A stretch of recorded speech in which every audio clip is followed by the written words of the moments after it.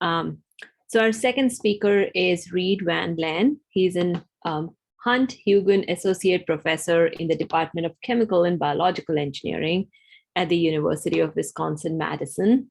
He did his PhD in material science and engineering from MIT with Professor Alfredo Alexander Katz, and then he went on to do a NIH Ruth Kirsten postdoctoral fellow with Tom Miller at Caltech.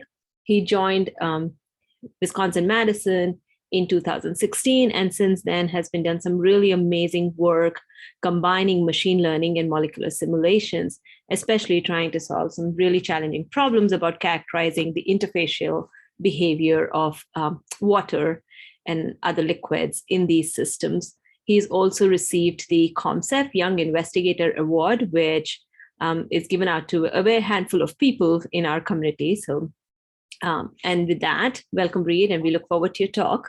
Also, we see the notes. Yeah. How about that? Better? Yes. Okay. All right. You know, one of these years I'll get that right. All right. Well, thank you so much, Savna, for the very kind introduction. And it's really a pleasure to be here today. So I want to thank all of you for attending, and thank the organizers for the opportunity to tell you a little bit about our work. So the goal today is to give a bit of a discussion of some work in combining machine learning with molecular dynamic simulations. And given the audience, one of the things I'll try to do is just highlight how we think about data representations, very similar to the previous speaker whose excellent talk set up some of these ideas. But how we think about data representations, how those inform our choice of learning algorithm, and ultimately trade-offs as we think about our representations of data when we get to physical representations of these systems and computational performance. So just to orient everyone, this is my one slide on molecular dynamic simulations. This is a very common approach for studying, let's say, liquid phase systems, condensed phase systems, vapor phases as well. The basic approach, as you may know, is that you set up essentially some description of the system in terms of its constituents. So here, using water as an example, something to come back to, we set charges, geometries, initial positions, and then we iteratively do essentially Newton's equations of motion to advance forward configurations in time. Once we have this large ensemble of configurations, what's conventionally done is to use tools from the statistical mechanics community to compute ensemble averages that are thermodynamically well-defined. So there's lots of opportunities to inject machine learning algorithms into this procedure. So for example, we could learn different molecular representations, like for coarse-grained approaches. We could learn different potential energy functions or force fields, or learn different ways to sample states during this procedure. What I'll talk about today is where my group's contributions mostly have been, which is to say, how can we learn functions from configurations? So instead of using tools from statistical mechanics, how can we inject machine learning algorithms in, and what advantages might that have? So this talk will be motivated by our interest in the nano-bio interface, so functionalized nanomaterials. And one thing that we know is that for functionalized nanomaterials, a key property is hydrophobicity, or the affinity of these nanomaterials for water. And so what's been shown in a series of experimental studies, for example, is that I vary the hydrophobicity of functionalized nanomaterials, which can be quantified by this octanol water partition coefficient. This can affect a series of bioelectrical activities. So for example, as I go from left to right on this plot, we're just showing that my nanomaterials that I'm showing here can affect a different immune response. They can have different impacts on antimicrobial activity, et cetera. So all this is to say is that how hydrophobic material is, how it interacts with water, is important for various applications. So then the question might be, okay, rather than synthesize all these species and try to get correlative studies, how can I go from experimental screening, which is very costly and time-consuming, to prediction? And that's where simulations can come in. So we can go back to the lengthy literature on this topic. We're certainly not the first, and many people on this call study hydrophobicity and do some excellent work. So I'll summarize some of the sort of textbook definitions that many of you may be familiar with. So the first key property I want to highlight is that when we think about bulk water, we can think of this as a highly structured type of fluid. These dashed lines are meant to represent hydrogen bonding interactions. So coming back to the last speaker, a concept we'll come back to later, is we can think of these as edges in a graph-based representation of a liquid phase, with each molecule representing a node. That might be a way to think about this. So there's structure embedded within the way that we think about water in its bulk phase. Now we introduce a hydrophobic solute into this system, where a hydrophobic solute can be defined as one that just does not interact with these water molecules via hydrogen bonding interactions. And so the literature on hydrophobicity, like I said, is quite extensive. And one sort of textbook definition of hydrophobic hydration, or how do water molecules impact the apparent hydrophobicity of these solutes, can be related to this structuring of water near hydrophobic interfaces. If I have a small solute, I impact the number of ways that I can arrange water molecules near that interface, which comes with an entropic penalty. And if I have a large solute, I force my system into configurations where I cannot form as many hydrogen bonds as I would form in bulk water, which comes with an enthalpic penalty. So this is a very powerful way of thinking about how the structure of water impacts intermolecular interactions and the arrangement of these systems. But again, these are simplified hydrophobic solutes, and real interfaces are complicated.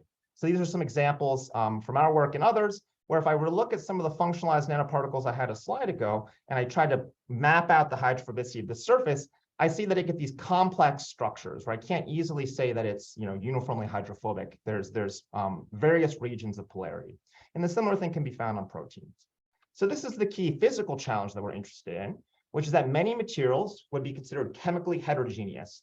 They have polar and nonpolar regions that are within close nanometer proximity. And the other challenge is that these hydrophobicity effects are non-additive.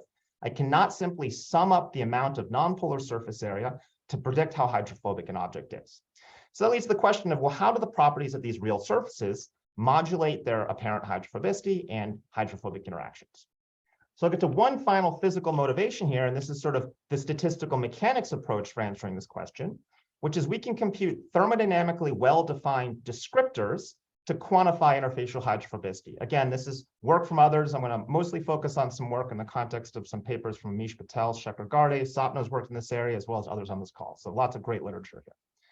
So one way we can quantify interfacial hydrophobicity is by looking at the fluctuations of interfacial water molecules. These are called water density fluctuations. So the idea is simple. Let's imagine I define a cavity near a surface.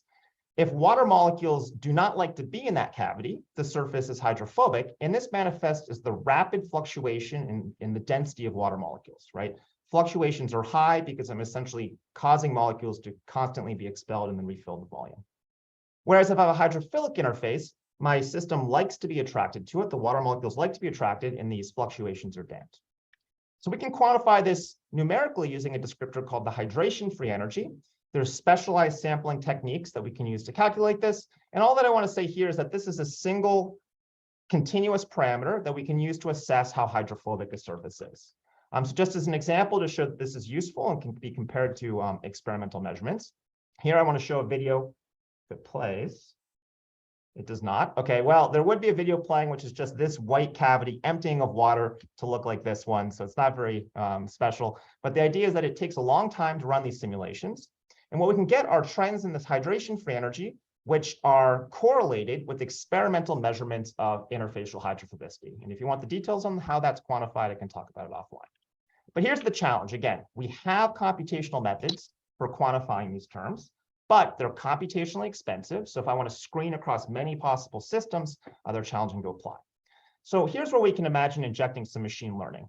We're going to think about supervised machine learning algorithms where we treat this hydration-free energy, this descriptor of hydrophobicity, as a label, and then see how can we train a regression model which uses limited simulation data to predict this directly without going through computationally expensive free energy calculations. Okay, so for the remainder of this talk, time permitting, I'll try to get through essentially 3 ways that we thought about this approach, where we transform raw data in the form of molecular dynamics output. So you can think of this as almost like point cloud output. Convert this to various data representations and coupled predictive machine learning models. And then as an output that we're going to try to predict, it's this hydration-free energy. So I'll show 3 different ways that we do this. We'll use convolutional neural networks, which were introduced in the prior talk. For this audience, I'll talk a little bit about our approach for using topological data analysis as well. And then I'll also talk about our last method, which is human-selected features based on principles of statistical mechanics and simple regression models. And what I'll try to show is that the more physical insight we inject into our representation of the data, the more accurate our approach gets. Now, I do want to highlight one thing. The middle aspect of this approach, focusing on topological descriptors, was in heavy collaboration with Professor Victor Zavala here at UW-Madison and his now graduated PhD student, Dr. Alex Smith. I bring this up for 2 reasons. One is I am not an applied mathematician, so if you have really hard questions, please direct them to Victor Zavala, and also, of course, to give credit where credit is due. A lot of this is coming from them. And then the final thing is that if you want some of our data sets, a lot of the data sets I'll talk about today are available on Zenodo and on GitHub, and the Zavala group has a GitHub repository that includes some of the code used to do the TDA analysis. Okay, so let's go through now this 5 set of steps. What is our raw data? What are we trying to predict? And then how are we going to encode that raw data in different forms for machine learning? All right, so I'll start with what the raw data will be and what we're trying to predict. So again, we want to predict this hydration-free energy as a general thermodynamic descriptor of interfacial hydrophobicity.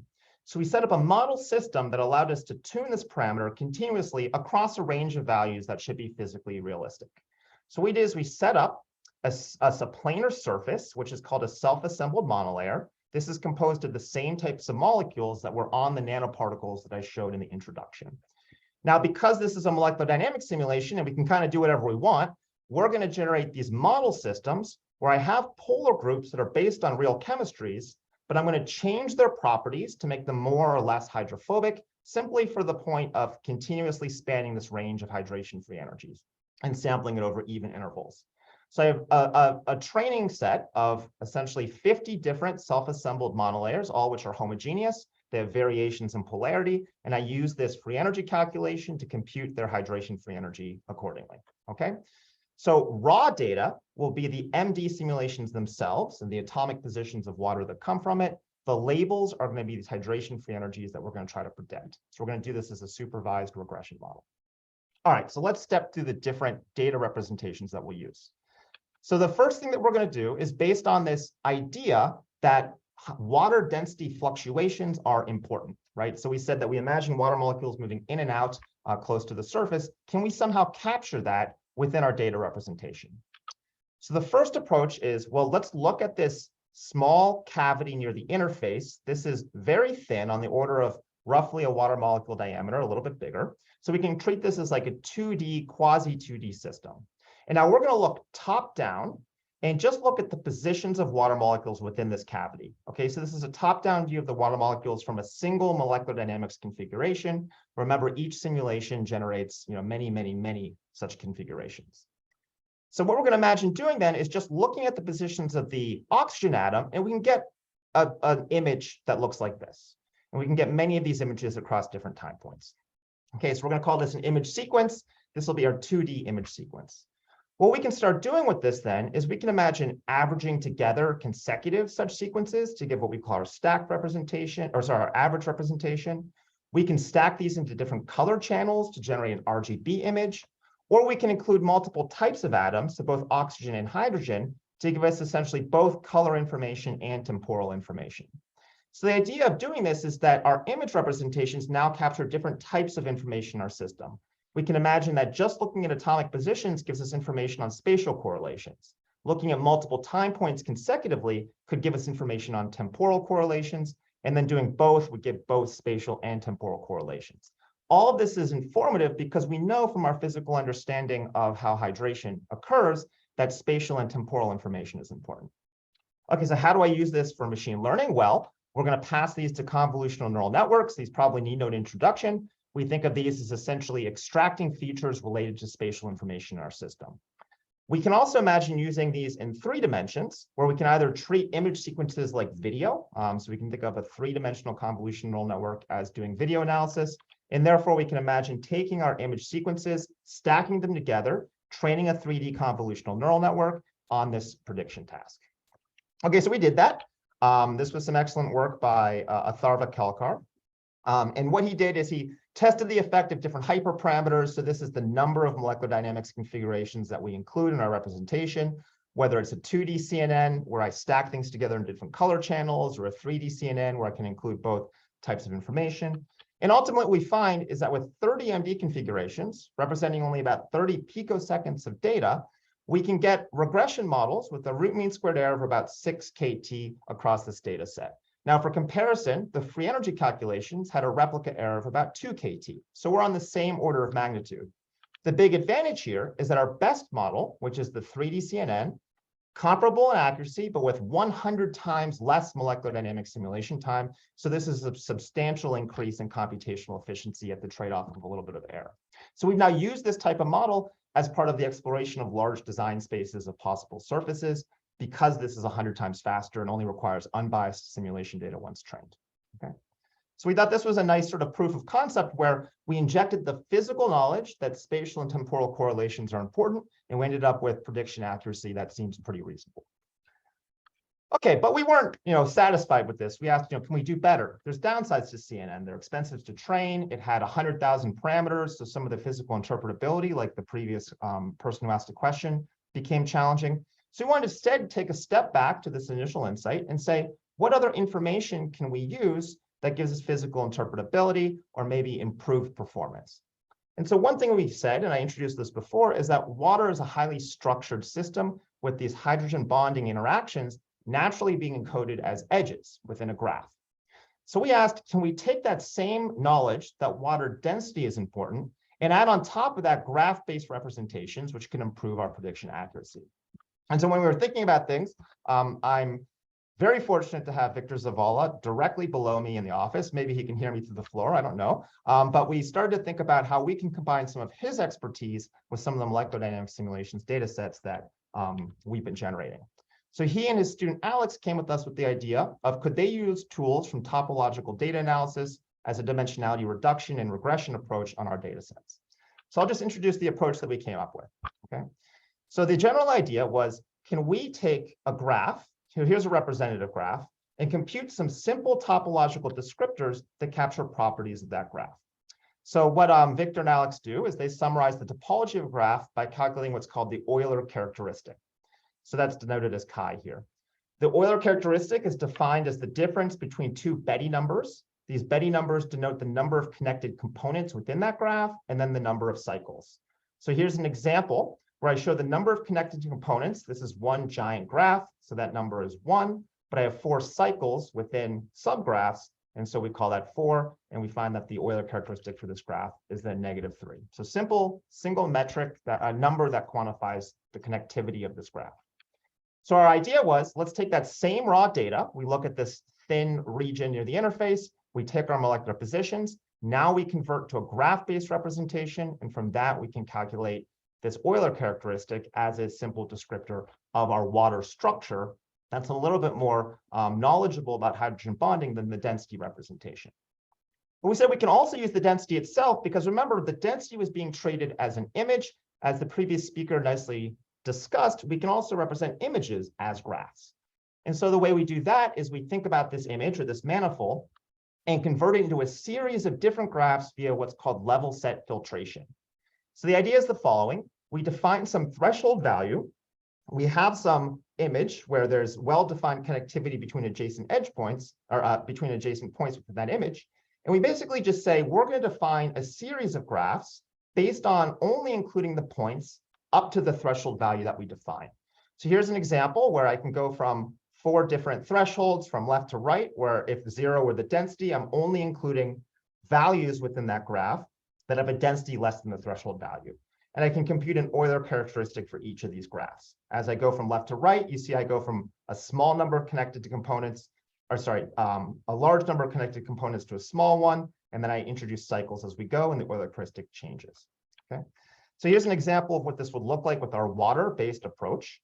We take our raw data, we look at atomic positions. Now we're going to average over time, and we generate an average water density. Here, these fluctuations are just indicating the height is just the density. So it's actually still a 2D spatial density that I'm computing, with peaks just representing regions on the surface of higher average density. So we can filter over this object. We compute the Euler characteristic as a function of different thresholds. So this is this level set filtration. And we get graphs that look like this. So these are colored, again, by the average density at each point. Okay.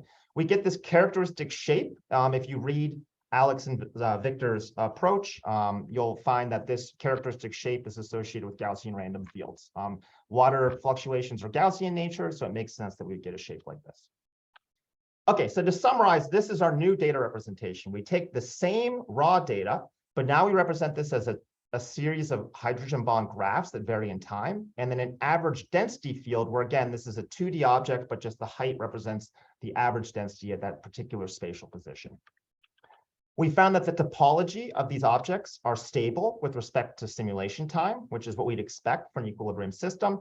So as we look at different intervals of time, we find that the Euler characteristics of our hydrogen bonding graphs are the same. And again, these nodes are just ordered to visualize the graphs. They don't represent spatial position. The water densities do. We find these Euler characteristic curves are about the same. Okay, so is this informative? Well, the first thing we can look at are just the Euler characteristic curves for our density fields. Here I'm showing 3 different Euler characteristic curves for 3 different surfaces of varying hydration free energy from left to right. And we can see that there's clear differences in the water density, and that manifests in a systematic change in the peak heights and locations of my Euler characteristic curve. Now, just as a contrast, what if I were just to take, let's say, the average density as a function of the distance away from the surface, similar to a radial distribution function, which is a very common descriptor used in a molecular dynamics simulation?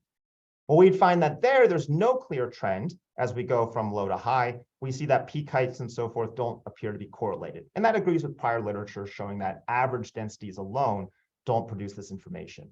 So the key point here is that our density fields still have encoded within them spatial information, which can be combined with our hydrogen bonding graphs. Okay, so how does this work? Now we can do a just linear model, a linear regression model with 21 features.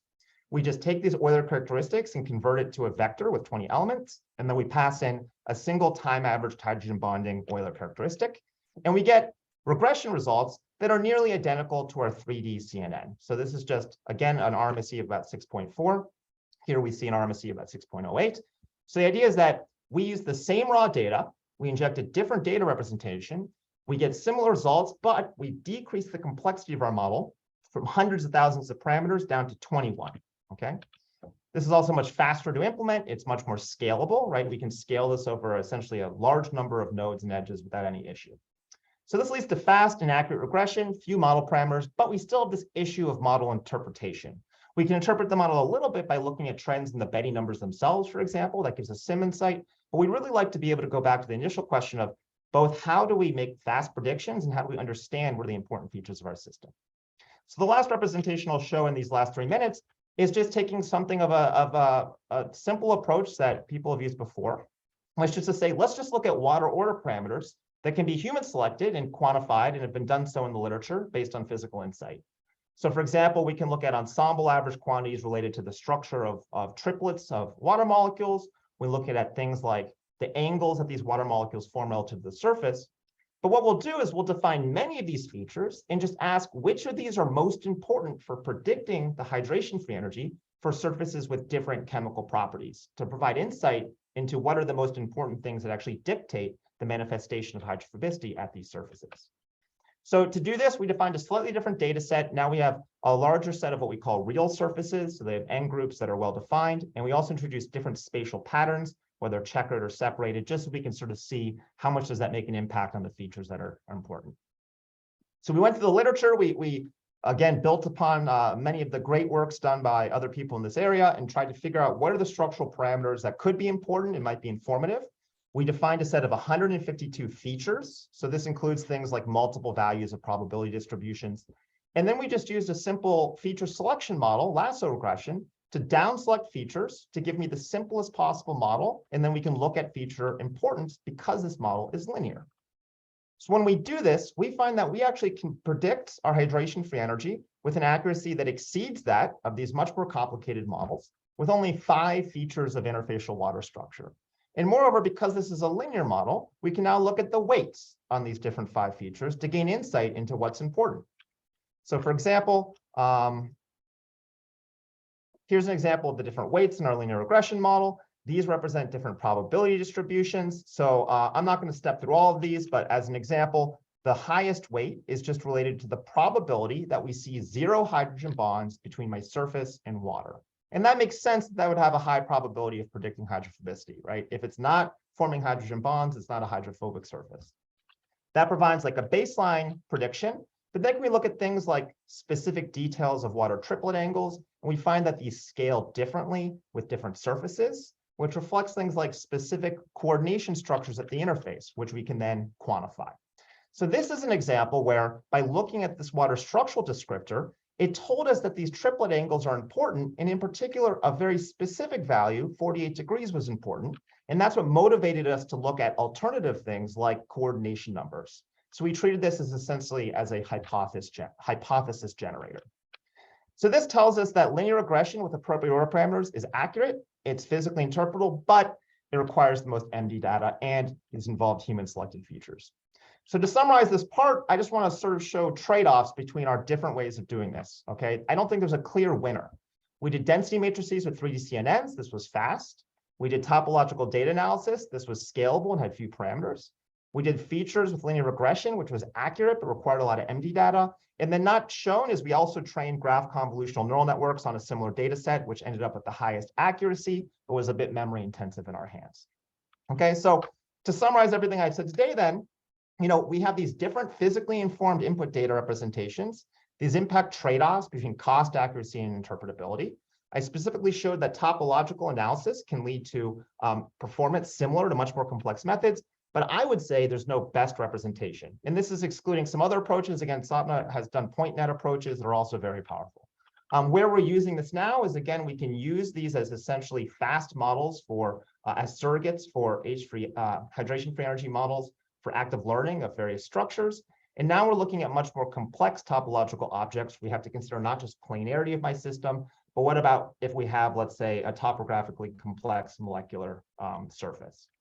And finally, I'll just close with a little plug. If you're interested in this research area and you like Madison, we have 3 open assistant professor positions. We have some very exciting assistant faculty, particularly for this audience, Rosie Sirsansky, who's also working in the area of molecular simulation and machine learning. And tell your PhD or your undergrad students to apply to our PhD program. That's my plug as chair of admissions. All right, so with that, I'd like to thank you for your attention. I'd acknowledge all these people. Again, Atharva and Brad did most of the MD work and the machine learning approach. Victor and Alex contributed most of the work to the topological data analysis section. I look forward to your questions. Thank you.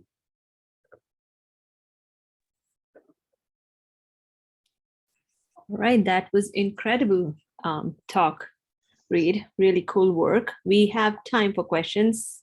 Sumit has a question and so does Amir. So maybe we'll go Sumit and then Amir. Hi, Reid. Excellent talk. So my question is that, have you, you have different chemistries of your SAMs, and you combine the data for those chemistries. Have you blocked one chemical SAM as a complete testing data and compared how your predictions change, how your accuracy change? So maybe I could frame this as how we tried to generalize from the chemistries we have to a new chemistry would be exactly, yes. Yeah, so we haven't done that yet. So all the data we did show are cross-validation data. And we've done test set data where we've taken completely new patterns, for example. But mostly we've been relying on this data that we generated a couple years ago and haven't yet generated completely new chemistries. Great idea, great suggestion, and something we should certainly do in the future.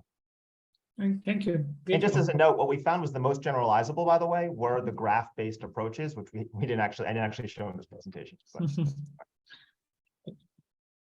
We'll go Amir, Aurora, and then I'll hand it over to Henry so that we can have the discussion session. Yeah, very fascinating talk, Reid. It's really beautiful. So I was wondering, in the second approach that you use the Euler characteristic vector, as a set of features. Did you ever consider using the 2 Betti numbers, and does it result in any increased accuracy or? Yeah, so what we found is that using just the Betti numbers alone did not increase the accuracy. So we've mostly done a decomposition of the Euler characteristic into the Betti numbers for interpretability. And so one thing that we can show is as we change the hydration free energy, the Betti numbers themselves, of course, change, and we see peaks in essentially B0 or B1, depending on the nature of the surface. So that allows us to understand a little bit about sort of the homogeneity of water density versus the less heterogeneity, which leads to more cycles. But we haven't found value in just using those alone. But thank you for the question. Hey, Reid, excellent talk. I just have a couple questions. Oh, I have one question, one comment. One is, I mean, I think that as you well know, there's many different types of graph theory descriptors that you could use of your hydrogen bond networks, right? And not all of them have to be distance filtered, like based upon TDA. You could just use regular graph theory descriptors, right? And so I'm curious if you've explored any other graph theory descriptors that actually capture things like network heterogeneity. And then the second question I had is in your density projections for the spatial piece of the truly interfacial waters on the surface, the sampling obviously in time is super important, because if you sampled over all time, you would get a homogeneous distribution of those waters on the surface. And so how are you optimizing your sampling to capture the heterogeneity of the surface adsorption, if you will, in a way that's chemically meaningful? Okay, great. So thank you for your questions, both great questions.